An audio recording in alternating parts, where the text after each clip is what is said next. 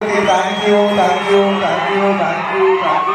And my చెప్పేవాళ్ళం ఈ సినిమాకి lyrics రాసిన బోస్ గారు అన్ని లాంగ్వేజెస్ లో లిరిక్స్ రాసిన ప్రతి లిరిక్ రైటర్కి థ్యాంక్ యూ. అలాగే my rock star friend Devi Sri Prasad. Devi, I love you. Thank you so much. నేను ఎంత చెప్పినా తక్కువ అవుతుంది, ఎందుకంటే 20 ఏళ్ళ జర్నీ స్టేజ్ లో చెప్పడం కదా.